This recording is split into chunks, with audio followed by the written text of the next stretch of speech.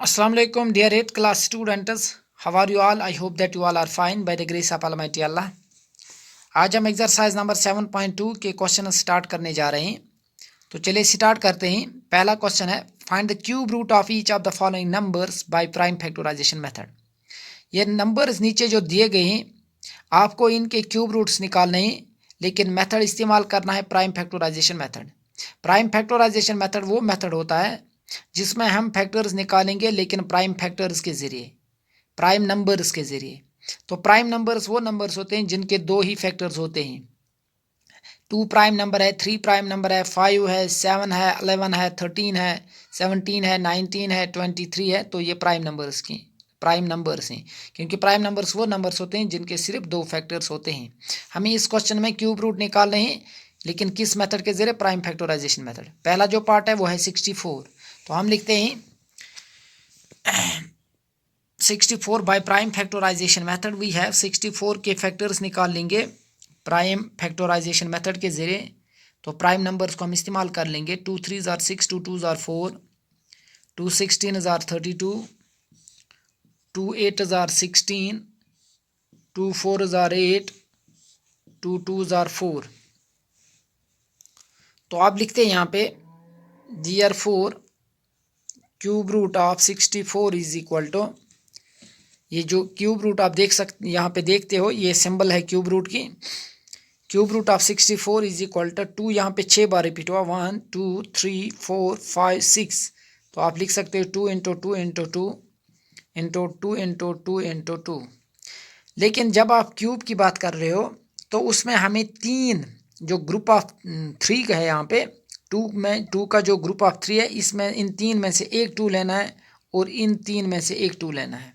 तो हम लिखेंगे cube root of 64 is equal to 2 into 2, that is cube root of 64 is equal to 2 2 are 4। तो cube root of 64 जो है वो है 4। यहाँ पे आप यहाँ पे इनको भी यहाँ पे क्यूब यहाँ पे रख सकते हो, फिर इसका क्यूब और इसका क्यूब कैंसिल हो जाएगा, फिर भी यहाँ पे 2 इंटू 2 रहेगा, दैट इज़ 2 2 आर 4। तो हमने लिखा cube root of 64, that is 2 यहाँ पे 6 बार। तो हर जो यहाँ पे ग्रुप ऑफ 3 है, 2 का जो ग्रुप ऑफ 3 है, इसमें से हम इन तीन में से एक 2 लेंगे और इन तीन में से भी एक 2 लेंगे। तो यहाँ पे हम लिखेंगे फिर 2 इंटू 2 दैट इज़ 4। तो क्यूब रूट ऑफ 64 जो है वो है 4। आई होप आपको ये समझ में आया होगा।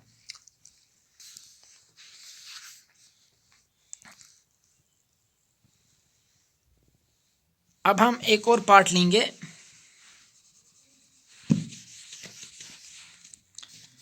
अब हम इसका पार्ट नंबर 3 लेते हैं, 10648।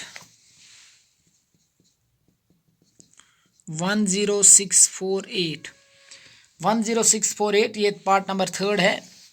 तो इसमें भी हम प्राइम फैक्टराइजेशन मेथड इस्तेमाल कर लेंगे। 10648 2 से स्टार्ट कर लेंगे।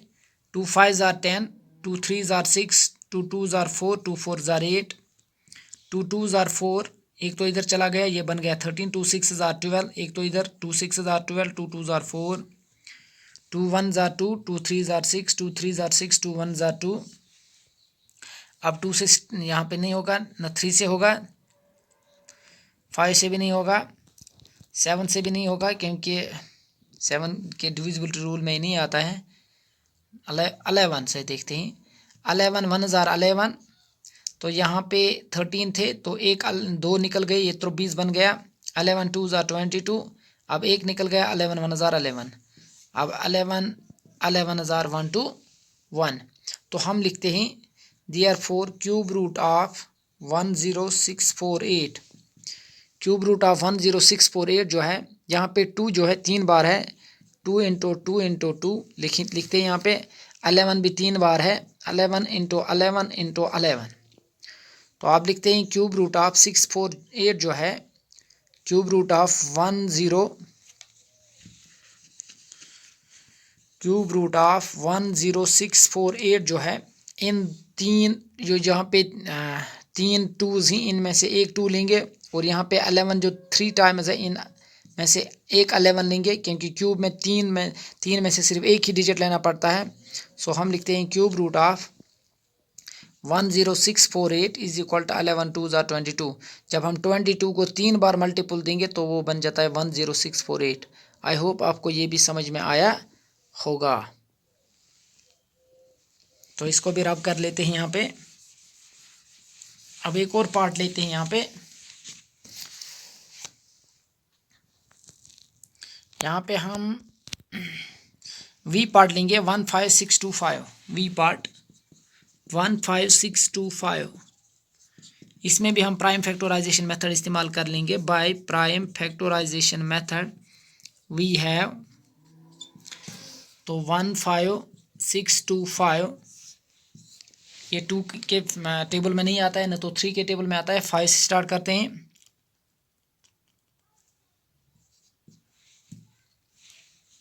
5 3 ज़ार 15, 5 1 ज़ार 5, ये 12 बन गया। 5 2 ज़ार 10, ये 25 बन गया। 5 5 ज़ार 25। फिर 5 से स्टार्ट करते हैं। 5 6 ज़ार 30, ये 12 इधर रह गया। 5 2 ज़ार 10, अब ये 25 बन गया। 5 5 ज़ार 25। फिर 5 से स्टार्ट करते हैं।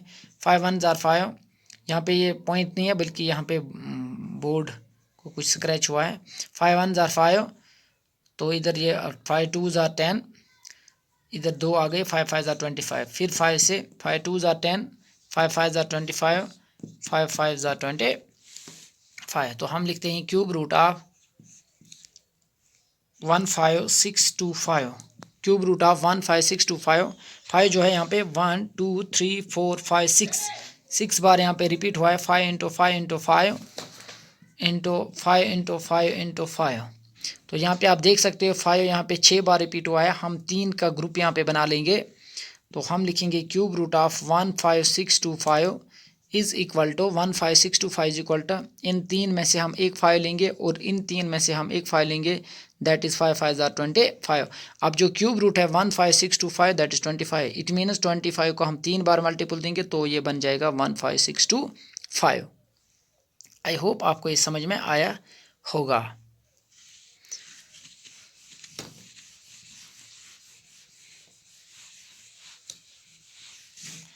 अब क्वेश्चन नंबर 2 जो है ये ट्रू फॉल्स है। से ट्रू और फॉल्स आपको बताना है क्या ये ठीक है या गलत है। जो पहला है वह है cube of any odd number is even. पहला जो है cube of any odd number is even, क्या किसी ऑड नंबर का क्यूब इवन हो सकता है? फॉल्स। आप बताओगे कैसे फॉल्स है। देखो अगर हम ऑड नंबर लेंगे 1, इसका क्यूब होगा 1। अगर ऑड नंबर लेंगे 3, इसका क्यूब है 27। ये कह रहा है क्या ऑड नंबर का क्यूब इवन होगा? नहीं, ऑड नंबर का क्यूब इवन नहीं होगा, बल्कि ऑड नंबर का क्यूब ऑड ही होगा और इवन नंबर का क्यूब इवन होगा। तो पहला पार्ट हो गया फॉल्स। दूसरा part, a perfect cube does not and with 2 zeros। क्या एक परफेक्ट क्यूब 2 जीरो से एंड नहीं होता है? तो इसके सामने लिखेंगे ट्रू। आप एग्जाम्पल हम देंगे। अगर हम 10 की बात कर लेंगे, 10 का हम जब क्यूब निकालेंगे तो वो बन जाता है 1000। तो जो ये परफेक्ट क्यूब है ये 2 जीरो से एंड नहीं होता है, ये 3 जीरो से एंड होता है। तो आप यहाँ देख सकते हो। अगर 20 का भी क्यूब निकालेंगे तो वो बन जाएगा 8000। तो ये भी 3 जीरो से एंड हो गया। तो एक परफेक्ट क्यूब 2 जीरो से एंड नहीं होता है, एक परफेक्ट क्यूब 3 जीरो से एंड होता है। यहाँ पे आप 1000 में देखते हो 3 जीरो, 8000 में भी देखते हो 3 जीरो। तो एक परफेक्ट क्यूब 3 जीरो से एंड होता है, 2 जीरो से नहीं। तो पार्ट नंबर 2 जो है ये ट्रू है। Third part, if square of A number ends with 5। अगर एक नंबर का स्क्वायर 5 से एंड होता है, क्या इसका क्यूब 25 से एंड होता है? क्वेश्चन नंबर 2 का तीसरा पार्ट, अगर एक स्क्वायर का नंबर एंड होता है लेकिन लास्ट पे उसका नंबर आता है 5, क्या इसका क्यूब भी 5 से एंड होता है? तो इसके सामने भी आप लिखोगे फॉल्स लिखोगे। तीसरे पार्ट के सामने भी फॉल्स लिखोगे। एग्जांपल मैं आपको समझाता हूँ। अगर मैं 5 का स्क्वायर लेता हूँ तो वो बन जाता है 25।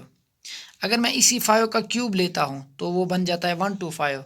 तो एक नंबर, एक स्क्वायर नंबर जो है, अगर हम किसी स्क्वायर का नंबर लेंगे, एक the square of A number ends with 5। अगर किसी नंबर का स्क्वायर 5 से एंड होता है, क्या इसका क्यूब भी 25 से एंड होगा? नहीं, इसका क्यूब 125 से एंड होता है। तो तीसरा पार्ट फॉल्स। अब चौथा पार्ट लेते हैं। चौथा पार्ट कह रहा है there is no perfect cube with which ends with 8। क्या ऐसा कोई परफेक्ट क्यूब नंबर है नहीं जो 8 से एंड होगा? ये भी फॉल्स है। मैं आपको एग्जांपल के तौर समझाता हूँ। ये क्वेश्चन में कह रहा है क्या there is no perfect cube, क्या यहाँ पे कोई परफेक्ट क्यूब है नहीं जो 8 से एंड होगा? तो हम अगर 12 की बात कर लेंगे, 12 का क्यूब जो आता है वो आता है 1728। तो 1728 यहाँ पे ये 8 से ख़त्म हो गया, तो चौथा पार्ट भी हो गया फॉल्स। अब पांचवा पार्ट लेते हैं। The cube of A 2 digit number may be A 3 digit number. अगर 2 डिजिट नंबर लेंगे, क्या उसका क्यूब 3 डिजिट नंबर होता है? ये फॉल्स है। देखो अगर हम 10 की ही बात करेंगे, 10 का क्यूब आता है 1000, तो इसमें डिजिट्स काउंट कर लीजिए 1 2 3 4। तो एक 2 डिजिट नंबर का क्यूब 4 डिजिट आता है, यहाँ पे वो 3 डिजिट नहीं आता है। तो पार्ट नंबर 5 जो है वो भी गलत हो गया। सिक्स्थ पार्ट है, sixth part the cube of A 2 digit number must may have 7 और मोर डिजिट्स। अगर हम क्यूब 2 डिजिट नंबर की फिर बात करेंगे, क्या उसके 7 या 7 से ज़्यादा डिजिट्स होते हैं? नहीं, ये भी फॉल्स है। अगर मैं 99 की बात कर लेता बात कर लूँगा, तो 99 यहाँ पे इसके 6 डिजिट्स होंगे, इसके 7 या 7 से ज़्यादा डिजिट्स नहीं होंगे। तो वी आई पार्ट भी गलत हो गया। V I I seventh part लेते हैं। The cube of a single digit number may be a single digit number. अगर हम एक सिंगल डिजिट की बात कर लेंगे, क्या इसका क्यूब भी सिंगल डिजिट होता है? तो ये ट्रू है, बिकॉज अगर मैं 1 की बात कर लूँगा, ये सिंगल डिजिट है, इसका क्यूब भी 1 आता है। अगर मैं 2 की बात कर लेता हूँ तो ये भी सिंगल डिजिट है, दैट इज 8। तो एक सिंगल डिजिट का क्यूब सिंगल डिजिट ही आता है। तो पार्ट नंबर जो 7th है ये ट्रू है। तो आई होप आपको ये समझ में आया होगा। क्वेश्चन नंबर 3 आप लोगों के लिए होम टास्क में देता हूँ, इसको खुद कर लेना। तो इसी के साथ ये चैप्टर ख़त्म होता है। दीजिए इजाज़त।